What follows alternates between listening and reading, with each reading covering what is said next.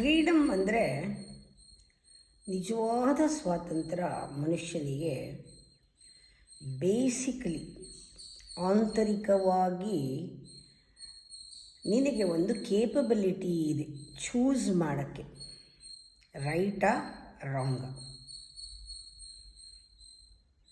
ಈ ಚೂಸ್ ಮಾಡೋದು ಇದೆಯಲ್ಲ, ಅದೇ ನಿಮಗೆ ಕೊಟ್ಟಿರೋ ಫ್ರೀಡಮ್. ದೇವರು ಚಾಯ್ಸ್, ನಿಮಗೊಂದು ಫ್ರೀಡಮ್ ಇದೆ. ಅದನ್ನೇ ವಿವೇಕ ಅಂತ ಹೇಳ್ತಾರೆ. ನಿತ್ಯ ಮತ್ತು ಅನಿತ್ಯದಲ್ಲಿ ನಿನ್ನ ಆಯ್ಕೆ ಅಂತ, ಆತ್ಮ ಅನಾತ್ಮದಲ್ಲಿ ಆಯ್ಕೆ.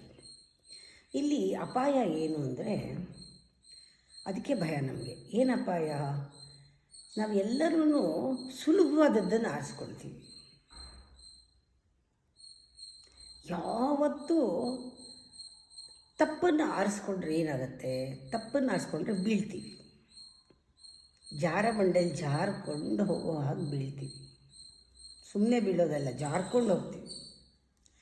ಕಷ್ಟ ಹತ್ತಬೇಕು, ಮೆಟ್ಲು ಹತ್ತಬೇಕು, ಬೆಟ್ಟ ಹತ್ತಬೇಕು, ಶಿಖರದ ತನಕ ಹೋಗಬೇಕು. ಅದು ಕಷ್ಟ.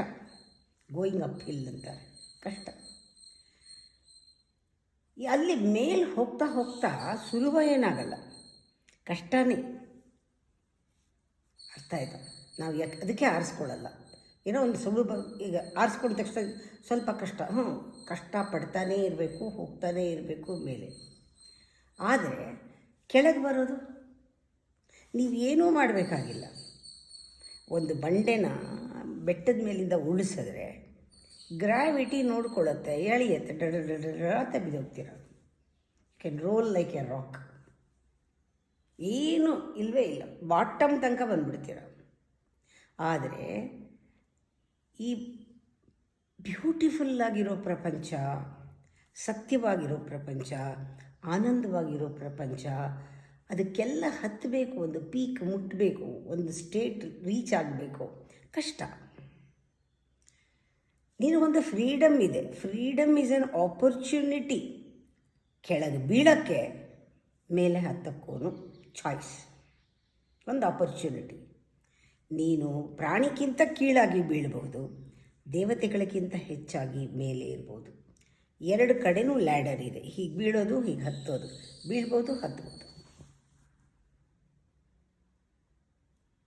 ಈ ಫ್ರೀಡಮ್ ಟು ಚೂಸ್ ಇದೆಯಲ್ಲ, ಆ ಫ್ರೀಡಮ್ಗಿಂತ ಬೇರೆ ಫ್ರೀಡಮ್ ಇಲ್ಲ. ವಿವೇಕದಲ್ಲಿ ಸಿಗುವ ಸ್ವಾತಂತ್ರ್ಯ ನಿನಗೆ ಮೇಲೆ ಹೋಗೋಕ್ಕೆ, ಎತ್ತರಕ್ಕೆ ಹೋಗೋಕ್ಕೆ, ಬೆಳೆಯೋಕ್ಕೆ ಸ್ವಾತಂತ್ರ್ಯ ಇದೆ. ಆದರೆ ಮನಸ್ಸು ಕೆಳಗೆ ಹೋಗುತ್ತೆ.